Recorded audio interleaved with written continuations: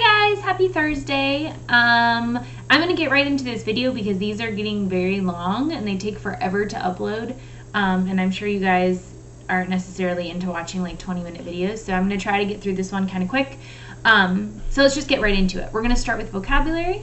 Cauldron, which we know is that big pot that's used for cooking. Typically it's black, we see it a lot with witches.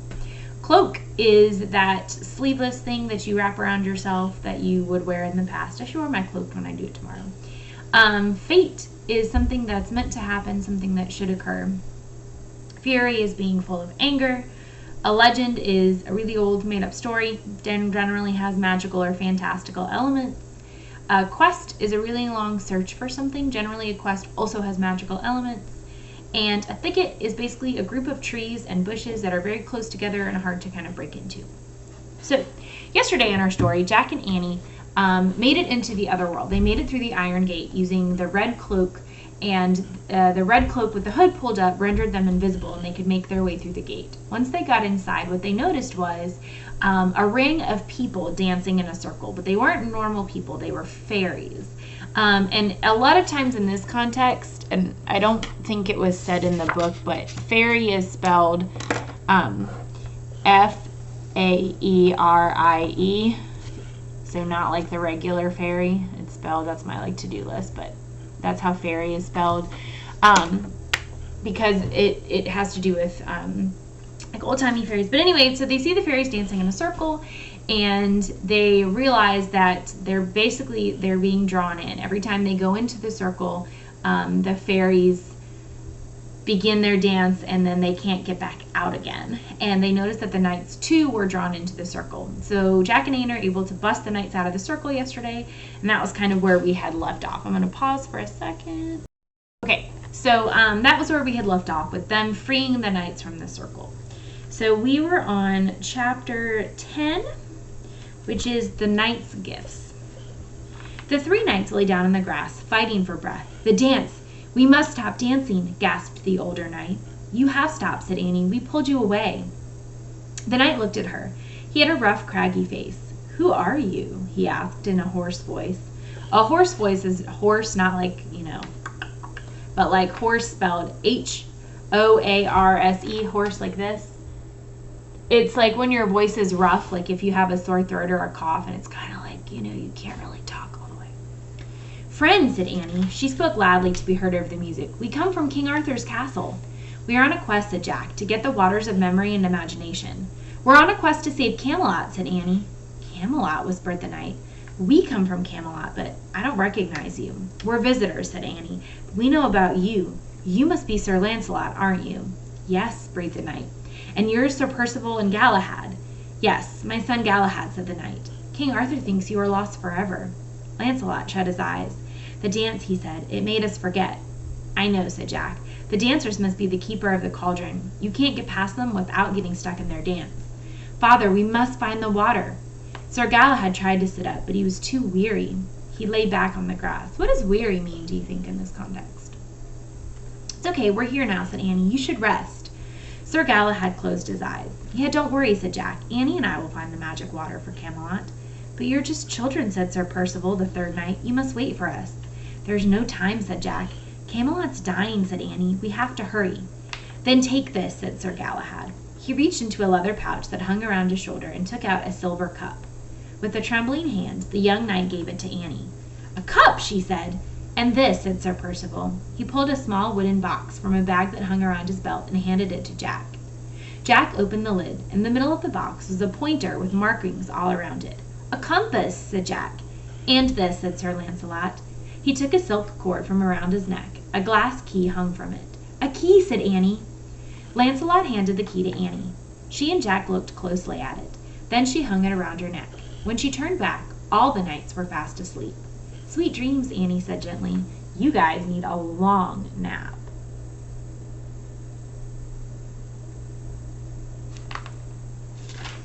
Jack and Annie stood. I think we have our gifts, said Jack, but I'd better make sure. He hurried to his backpack. It was lying in the grass near the swords. He pulled out his notebook and read the second rhyme. 4 gifts you will need. The first from me, then a cup, a compass, and finally a key. Great, said Annie. We got the cloak from the Christmas Knights and the other 3 from them. This quest is really easy so far. Jack shook his head. It's not over, he said. We still have to find the cauldron with the water of memory and imagination. We'll find it, said Annie. Read the 3rd rhyme again. Jack read the 3rd rhyme. If you survive to complete your quest, the secret door lies to the west. No problem, said Jack. We survived the guards and the dance. Now the compass will show us how to go west, and the key will unlock the secret door. We'll fill the cup with water, and see? Easy peasy. Jack felt worried. A little too easy, he thought. What are we waiting for, said Annie. Let's go. Jack looked down at the compass. Okay, he said. The pointer's pointing north, so west is that way. He pointed left, towards a thicket of bushes and trees. Great, said Annie. Here, carry the cup in your backpack. Jack put the notebook and cup into his back, and then they started into the thicket. They ducked under branches and pushed past bushes. Thorns scraped their hands, and twigs snapped their face. Jack just kept checking the compass. Could they really be in the right place, he wondered? What kind of door would they find? He listened, said Annie. It's quiet. The thicket had grown eerily silent. No birds called from the distance. No music could be heard. Jack checked the compass. It says we're going west, he said. I just hope it works. It works, said Annie. Look. She was holding back a leafy branch. She pointed to a hillside beyond the thicket. Halfway up was a ledge, and between 2 boulders was a shining glass door. Chapter 11. The Crystal Cave. The secret door, said Jack. Yes, said Annie. Jack dropped the compass into his backpack. Then he and Annie scrambled up through the bushes and climbed the rocks to the door. Annie took Sir Lancelot's glass key from around her neck and slipped it into the keyhole. She turned it slowly. Clink. Yippee, Annie said softly and pushed the door open. Beyond the door was a huge glittering cave. The walls, floor, and ceiling were made of crystal.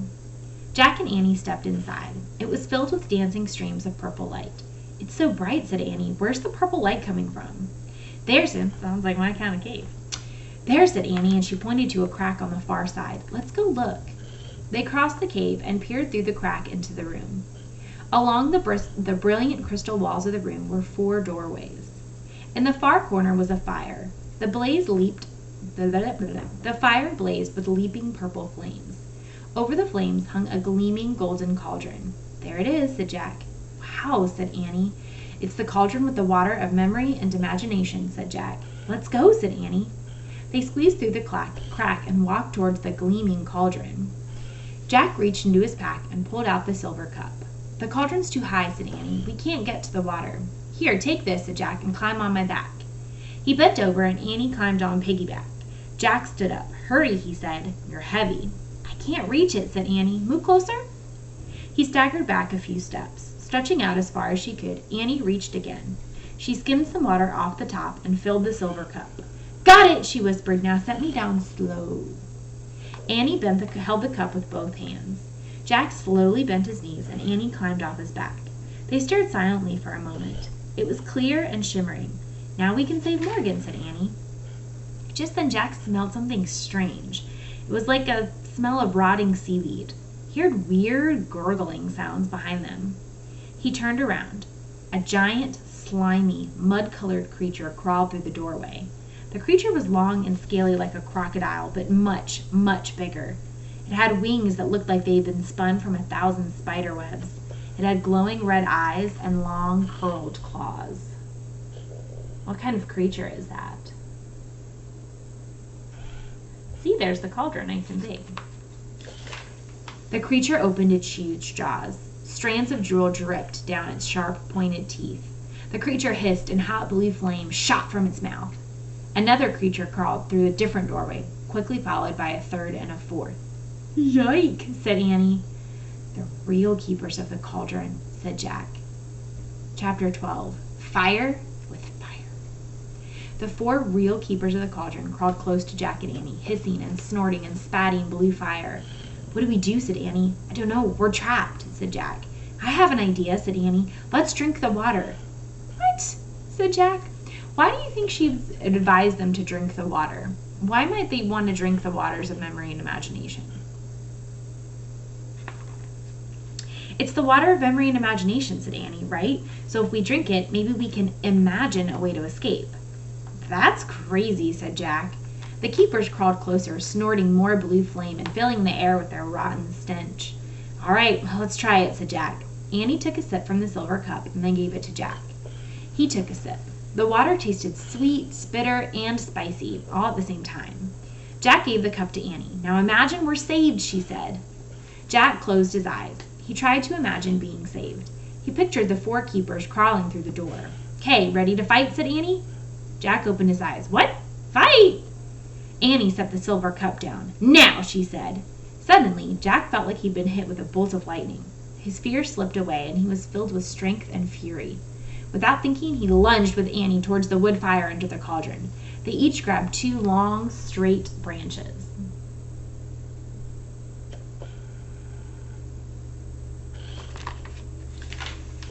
They raised them high in the air. The branches blazed with purple fire. "Ah!" Jack and Annie shouted.